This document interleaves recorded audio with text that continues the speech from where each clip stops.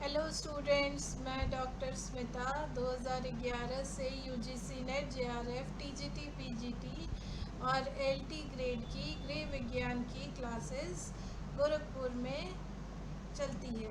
ठीक है, तो यहाँ आपको ऑफलाइन और ऑनलाइन क्लासेस दोनों ही चलाई जा रही हैं। मेरे वीडियोस अगर आपको अच्छे लगे तो प्लीज़ उसे लाइक और शेयर ज़रूर करें। चलिए, तो हम कई दिनों से टेक्सटाइल के कुछ टॉपिक्स पढ़ रहे हैं। आज हम टेक्सटाइल को कैसे, हम अपने रेशों को कैसे आइडेंटिफाई कर सकते हैं, कैसे उसे पहचान कर सकते हैं, ये हम पढ़ेंगे। ठीक है, तो हम अपने रेशो को तीन तरह से उसको आइडेंटिफाई कर सकते हैं, पहचानते हैं।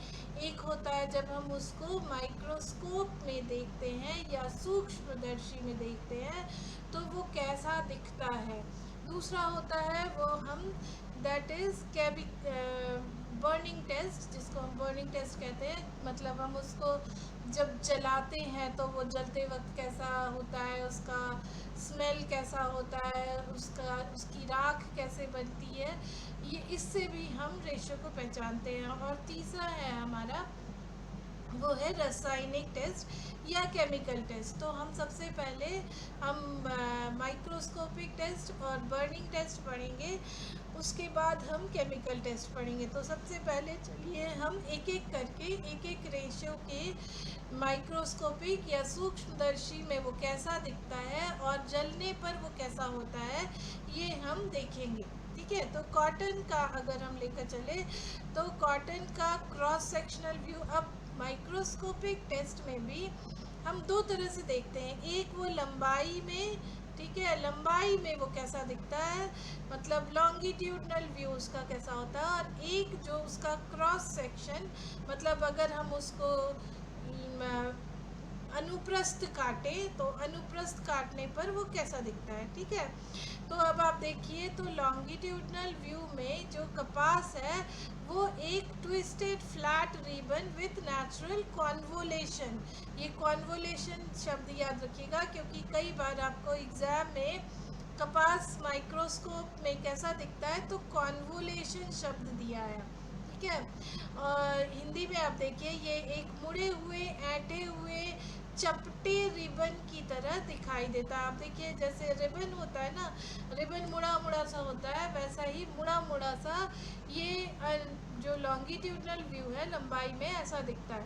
और जब हम क्रॉस सेक्शनल की बात करें, अनुप्रस्थ काट की बात करें, तो वो किडनी शेप का दिखता है या बीन शेप का दिखता है with a hollow central core called lumen, या गुर्दे या किडनी या सेम के बीच के आकार का दिखता है, जिसके बीच में एक खाली जगह होती है जिसे हम ल्यूमेन कहते हैं। तो कपास को हम बहुत ईजिली, बहुत आराम से माइक्रोस्कोप के नीचे देखकर पहचान सकते हैं।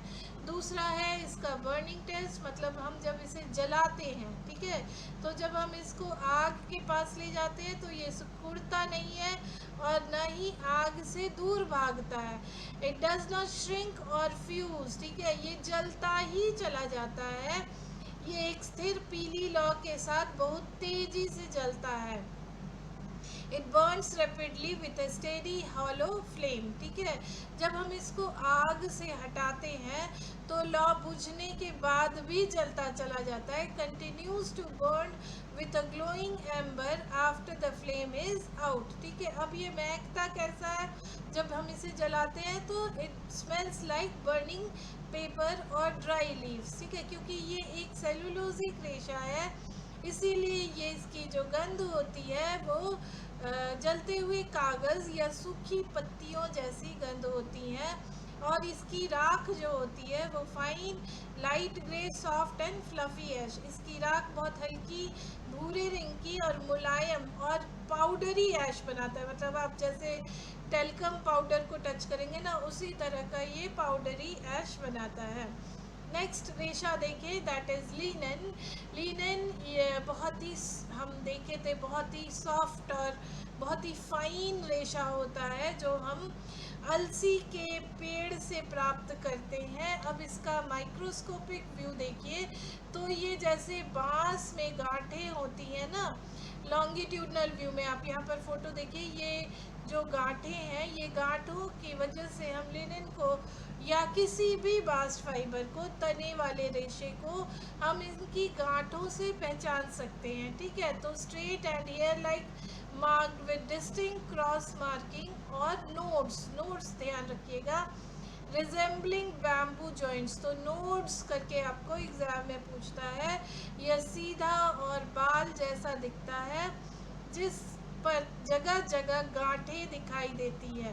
तो लिनन रेशो को भी लॉन्गिट्यूडनली हम बहुत आराम से पहचान सकते हैं, पर क्रॉस सेक्शनल व्यू देखिए तो पॉलीगोनल और sharp sided edges, usually 5 to 6 sides with a very small central lumen. ठीक है, तो इसमें बहुत छोटा एक सेंट्रल ल्यूमन होता है, यह बहुकोणीय होता है और इसके बीच में बहुत छोटा ल्यूमेन होता है। अब इसकी बर्निंग टेस्ट को देखें तो ये भी एक सेलुलोजिक रेशा है, हम इसे वनस्पति जगत से प्राप्त करते हैं। तो ये कपास जैसा ही जलता है, ये भी श्रिंक नहीं करता है, ये भी जलता चला जाता है।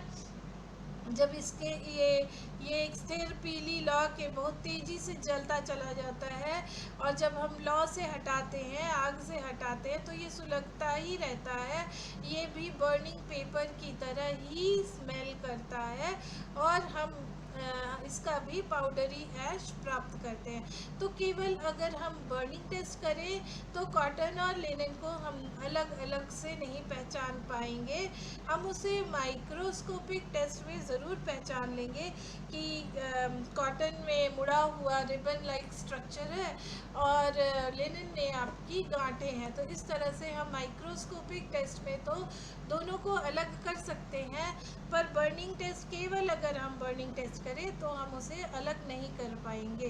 क्यों? क्योंकि वो दोनों ही हमारा सेलुलोजिक रेशा है। ठीक है, दोनों ही हम वनस्पति जगत से प्राप्त करते हैं। चलिए नेक्स्ट रेशा, दैट इज ऊन। ऊन हमारा प्रोटीन रेशा है, या ये हमारा जानतव रेशा है। ऊन को सबसे इजीली हम माइक्रोस्कोप में पहचान सकते हैं। क्यों? क्योंकि इसमें शल्कें होती है, जैसे मछली के शरीर पर आप शल्कें देखेंगे, स्केल्स देखेंगे, उसी तरह की शल्कें ऊन में भी पाई जाती है। इन्हीं शल्कों की वजह से ऊन हमें गर्माहट प्रदान करता है। ठीक है, देखिए, easily identifiable bye it's rough overlapping surface scales. ठीक है, जिसको कि क्यूटिकल कहते हैं। इसकी सतह खुरदुरी होती है और इस तरह एक के ऊपर एक चढ़ते हुए स्केल साफ दिखाई देते हैं। क्रॉस सेक्शन देखिए तो राउंड और Oval features and internal structure including the cortex and sometimes a central medulla. ठीक है, एक सेंट्रल मेडुला होता है और ये सारे कॉर्टेक्स दिखाई देते हैं क्रॉस सेक्शनल व्यू में। यह मुख्य रूप से गोल या अंडाकार होता है, इसके अंदर कॉर्टेक्स और कभी कभी मेडुला की परत भी दिखाई देती है। तो उनको हम बहुत इजीली माइक्रोस्कोपिक टेस्ट करके पहचान सकते हैं। पर जहाँ तक बर्निंग टेस्ट या जलाने की बात करें तो curls away from the flame. ठीक है, ये आग में तुरंत मुड़ जाता है और लौ से दूर भागता है। यह धीरे धीरे और चटकने की आवाज़ के साथ जलता है।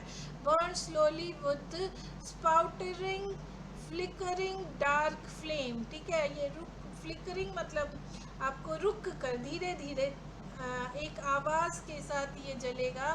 सेल्फ एक्सटिंग्विशेस वेरी क्विकली, अगर हम इसको आग से हटा लें तो ये बुझ जाता है। गंध इसे, क्योंकि ये प्रोटीन रेशा है, इसका गंध जले हुए बालों या पंखों जैसा गंध करता है। ठीक है, strong distinct smell of burning hair और फेदर्स। और जो इसकी राख होती है वो इसकी राख काले रंग की खुरदुरी और आसमान होती है, असमान होती है, जिसे हाथ से छूने पर आसानी से पाउडर बनाया जा सकता है। तो वो एक एक एक क्रिस्टल शेप, ठीक है, क्रिस्टल जैसा ही होता है, क्रिस्प होता है। और उसको जब हम क्रश कर देते हैं ना, उसको जब हम तोड़ देते हैं तो वो फिर पाउडर जैसा दिखता है, ठीक है। तो ये नेक्स्ट क्वेश्चन आए, नेक्स्ट रेशे पर आए, तो वो है हमारा रेशम। रेशम देखिए तो बहुत चमकदार रेशा है, ठीक है। और इसकी चमक, इसके ये जो आपका ये क्रॉस सेक्शनल व्यू है ना, इसमें बेसिकली आपके triangular with rounded corners which gives silk its characteristic luster। ये जो ट्रायंगुलर पिरामिड शेप स्ट्रक्चर होता है बेसिकली, अगर हम क्रॉस सेक्शन में देखें, ये तिकोना होता है जिसके कोने थोड़े घिसे या गोल होते हैं। इसी कारण रेशम में प्राकृतिक चमक होती है। अब लॉन्गिट्यूडनल व्यू देखें तो smooth uniform and structureless resembles a fine rod, glass rod, ठीक है, एक ग्लास रॉड की तरह, ये जैसे ग्लास होता है ना, जो हम शीशे का ग्लास कहते हैं, उस तरह का एक रॉड दिखता है। यह बिल्कुल चिकना, एक समान और पारदर्शी होता है, जैसे कांच की एक पतली रॉड या छड़ हो, ठीक है। चलिए अब हम बर्निंग टेस्ट पर ध्यान दें। तो बर्निंग टेस्ट में देखिए तो curls away slightly away from the flame, क्योंकि रेशम भी एक प्रोटीन रेशा है, ये इसीलिए ये थोड़ा सा सिकुड़ता है, ये छोटी लौ के साथ धीरे धीरे जलता है। तो ये ऊन जैसा ही ये भी धीरे धीरे जलता है। और ये भी जब हम लौ से हटा देते हैं तो ये अपने आप बुझ जाता है। इसमें जो गंध आती है, इसकी गंध भी बालों जैसी ही, जलते हुए बालों जैसी ही होती है, क्योंकि ये एक प्रोटीन रेशा है, ठीक है। अगर हम इसके राख की बात करें तो ये चमकदार काली और खोखली मोतियों जैसी राख छोड़ता है, जो दबाने पर टूट जाती है, ठीक है। ये एक shiny dark hollow breed that can be easily crushed. अब नेक्स्ट रेशा हम देखें, वो है हमारा रेयॉन। रेयॉन भी हमारा एक सेलुलोजिक रेशा है, ठीक है। ये भी हम वनस्पति जगत से ही प्राप्त करते हैं। आप सब देखिए तो रेयॉन कैसे बनता है। रेयॉन हम सब पढ़े कि रेयॉन लकड़ियों की लुगदी में जब हम एसीटेट या कोई और केमिकल्स मिला देते हैं, रसायन, तो हम फिर रेयॉन प्राप्त करते हैं। रेयॉन एक पुनर्निर्मित रेशा इसलिए कहा जाता है। अब इसका माइक्रोस्कोपिक व्यू देखिए तो फीचर्स प्रोमिनेंट लॉन्गिट्यूडनल लाइंस और स्ट्राइसेंस रनिंग अलोंग इट्स लेंथ। ये स्ट्राइसेंस शब्द आपको एग्जाम में कई बार पूछा है, ठीक है। इसकी पूरी लंबाई में गहरी और साफ धारियाँ या लाइनें दिखाई देती हैं। तो धारियाँ आप देख सकती हैं, यहाँ लंबी लंबी धारियाँ लॉन्गिट्यूडनल व्यू में है। क्रॉस सेक्शनल देखिए तो स्कैटर्ड और deeply scalloped edges resembling an irregular cloud shape, ठीक है, कुछ एक बादल के शेप का ये आपको क्रॉस सेक्शनल व्यू दिखेगा। इसके किनारे कटे फटे या दांतेदार होते हैं, जो देखने में एक अनियमित बादल या स्टार जैसा दिखाई देते हैं। नेक्स्ट देखिए तो बर्निंग टेस्ट में अगर हम इसे जला रहे हैं तो ये कॉटन जैसा ही व्यवहार प्रदर्शित करेगा। इसमें कॉटन और रेयॉन को हम बर्निंग टेस्ट से अलग नहीं कर सकते। एग्जैक्टली like cotton, ठीक है। it is a regenerated cellulose, so it behaves almost exactly like cotton. It burns rapidly without melting and leaves a tiny amount of light ash with a burning paper smell, ठीक है। चूँकि यह कृत्रिम cellulose है इसीलिए इसका व्यवहार बिल्कुल कपास की तरह ही होता है। ये बिना पिघले तेजी से कपास की तरह ही जलता चला जाता है और गंध भी इसका कागज़ के जलने जैसा ही होता है। लेकिन ये जो भूरी राख छोड़ता है, ये एक भूरी राख छोड़ता है। नेक्स्ट चलिए नेक्स्ट रेशा देखिए, ये हमारा मानव निर्मित रेशा है, that is nylon and polyester. देखिए मानव निर्मित रेशे जितने भी हैं हम उनको माइक्रोस्कोपिक टेस्ट से नहीं पहचान सकते हैं, कभी नहीं पहचान सकते हैं, क्योंकि वो सिर्फ एक लंबा पतला रेशा दिखता है। ठीक है, तो चलिए हम इसको पढ़ें। Typically perfectly round and uniform through some small specified shapes exist. ठीक है, तो ये राउंड यूनिफॉर्म दिखता है क्रॉस सेक्शन में, जबकि completely smooth straight and rod like, ठीक है, रॉड जैसा दिखता है लॉन्गिट्यूडनल शेप में। ये पूरी तरह से गोल और एक समान आकार का होता है क्रॉस सेक्शन में, या पूरी तरह से सीधा चिकना और चमकदार छड़ जैसा। प्रत्येक मानव निर्मित रेशों में आपको माइक्रोस्कोपिक व्यू में ऐसा ही दिखेगा, जबकि बर्निंग टेस्ट में ये मेल्ट कर जाता है, पिघलने लगता है। क्यों पिघलने लगता है? क्योंकि हम इन्हें अलग अलग रसायनों को मिलाकर बनाते हैं। ये सुलगने लगता है और आग से दूर पिघलने लगता है। आग की लौ में ये पिघलते हुए धीरे धीरे जलता है और प्लास्टिक की तरह ड्रिप करता है, मतलब टपकता है प्लास्टिक की तरह। बर्न स्लोली वाइल मेल्टिंग में ड्रिप लाइक लिक्विड।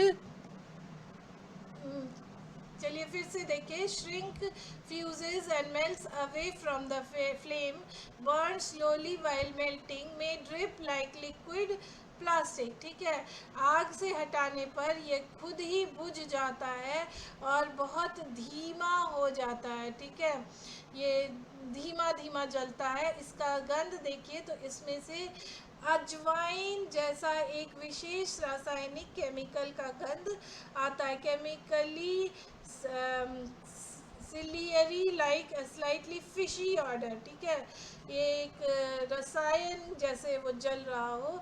और इसका राख देखिए तो ये ठंडे होने पर, गर्म होने पर वो बहुत ज़्यादा गर्म होता है। उसको आप अगर टच कीजिएगा तो आपकी उंगली भी जल जाएगी।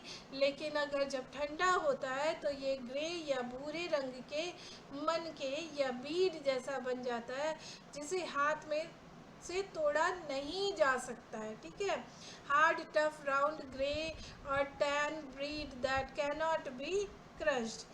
ठीक है, अब हम देखिए चूँकि मानव निर्मित रेशों को हम माइक्रोस्कोप से सूक्ष्मदर्शी में नहीं पहचान सकते हैं और ना ही उसको हम बर्निंग टेस्ट से बहुत पहचान पाते हैं, तो उसके लिए एक तीसरा आइडेंटिफिकेशन है, पहचान है, वो है हम रासायनिक जब परीक्षण करते हैं, केमिकल आइडेंटिफिकेशन करते हैं, तो हम उसे पहचान सकते हैं। तो एक एक रेशो को हम यहाँ रासायनिक परीक्षण करके देखेंगे। ठीक है, चलिए तो देखिए जो हमारा वनस्पतिक रेशा है जैसे कॉटन और लिनन, ये बेसिकली आयोडीन सॉल्यूशन में, आयोडीन के घोल में जिंक क्लोराइड और आयोडीन जब हम उसको मिलाते हैं तो उसको जब हम माइक्रोस्कोप के नीचे देखेंगे तो उसका रंग आप देखिए तो वो ब्लू ब्लैक कलर का दिखेगा। ठीक है, कॉटन भी और लिनन भी दोनों ही आपको ब्लू ब्लैक कलर का दिखेगा। Fibre in A drop of reagent इंडेंस colour around for colour chemical reactant. ठीक है, ये आपको ब्लू ब्लैक कलर ही दिखेगा, इसीलिए रासायनिक परीक्षण से हम वनस्पतिक रेशों को अलग नहीं कर सकते हैं। वनस्पतिक रेशों को हम माइक्रोस्कोप में ही टेस्ट करके पहचान सकते हैं। दूसरा है आपका रेयॉन। चूँकि रेयॉन भी एक सेलुलोजिक रेशा है, उसे हम जब कॉपर सल्फेट में डालते हैं तो ये फाइबर जो है, ये रेशा जो है घुल जाता है। तो कॉपर सल्फेट आप याद रखिएगा, जब रेयॉन को हम कॉपर सल्फेट में डालते हैं तो ये घुल जाता है, तो हम उसे रेयॉन को पहचान सकते हैं। नेक्स्ट हमारा प्रोटीन रेशा जैसे ऊन और रेशम है, इसके लिए एक ब्यूरेंट रिएजेंट कहलाता है, ब्यूरेंट नाम है, इसका एक रिएजेंट है। उस रिएजेंट में जब हम उस रेशे को डालते हैं तो रंग जो है वो पर्पल कलर का, ठीक है, बैगनी रंग में बदल जाता है, तो हम उसे पहचानते हैं वो रेशा हमारा जांतव रेशा है, ठीक है। नेक्स्ट देखिए हमारा मानव निर्मित रेशा। तो मानव निर्मित रेशों में सबसे पहले हम पढ़ेंगे एसीटेट। तो एसीटेट बेसिकली एसीटोन में ये डिज़ोल्व हो जाता है, मतलब ये घुल जाता है एसीटोन में।